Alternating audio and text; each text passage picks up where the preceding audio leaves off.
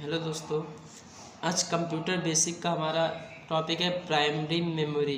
इसमें मैं आप लोगों को प्राइमरी मेमोरी क्या होता है, ये कैसे वर्क करता है, इसके क्या क्या टाइप होता है, ये पूरा मैं इस वीडियो में बताने वाला हूँ।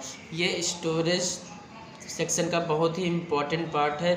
मोस्टली हर इसका कंप्यूटर के हर एग्जाम में इससे क्वेश्चन आता ज़रूर है, चाहे वो MCQ चाहे वो जैसा भी हो, ज़रूर पूछा जाता है। तो आप जब इस वीडियो को देख लेंगे उसके बाद मुझे नहीं लगता कि आपका प्राइमरी मेमोरी से रिलेटेड कोई भी डाउट रहेगा।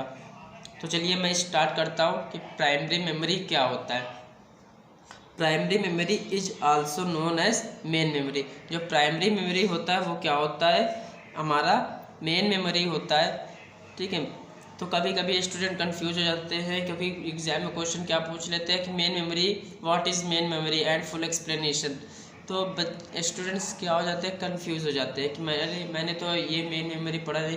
तो हमारा जो मेन मेमोरी होता है वो हमारा प्राइमरी मेमोरी ही होता है, इसलिए कंफ्यूज नहीं होना। MCQ में भी यही क्वेश्चन पूछता है, ठीक है, कि प्राइमरी मेमोरी जो होता है उसका दूसरा नेम क्या होता है, तो उसका दूसरा नाम मेन मेमोरी होता है। चलिए, the memory unit that directly communicate the CPU is called primary memory.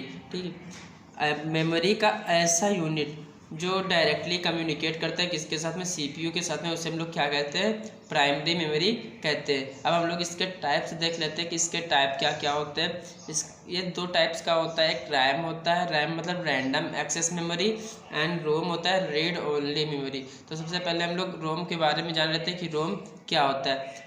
Rome stands for read only memory. ROM का पूरा नाम क्या होता है, रीड ओनली मेमोरी।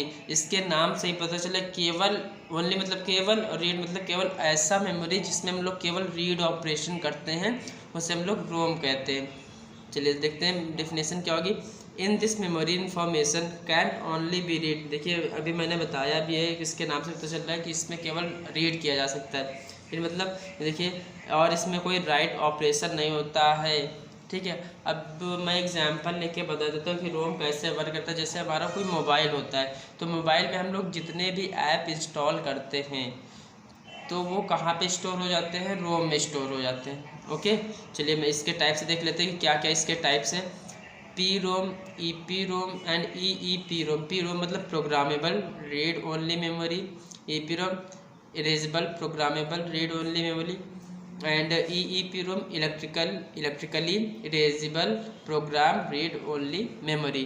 तो ये था इसका टाइप। अब रोम, तो रैम क्या होता है, RAM stands for random access memory. जो रैम होता है उसका फुल फॉर्म क्या होता है, random access memory. Second point क्या है, रैम इज वोलाटाइल मेमोरी।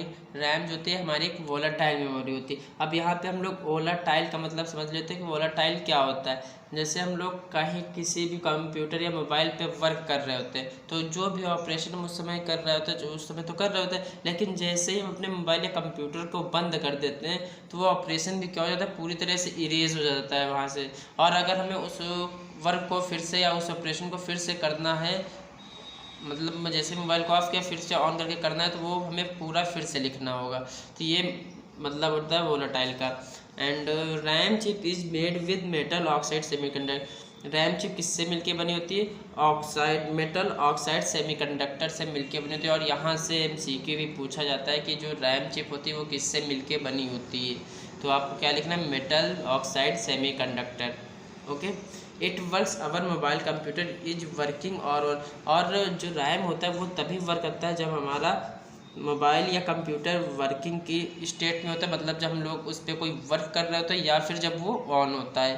ठीक है, ये होता है। इसके टाइप्स देख लेते हैं। टाइप्स क्या है, टाइप्स है SRAM मतलब static random access memory, and DRAM dynamic random access memory. तो ये थे इसके टाइप। मैं आप लोगों को रैम और रोम में बता देता हूँ कि जो हमारा रैम होता है वो क्या होता है, वोलाटाइल मेमोरी होता है। मतलब अगर हम वर्क कर रहे हैं और हमारा सिस्टम बंद हो जाता है तो हमारा पूरा डेटा क्या हो जाता है, इरेज हो जाता है। लेकिन रोम में क्या होता है, रोम नॉन वोलाटाइल मेमोरी होती है।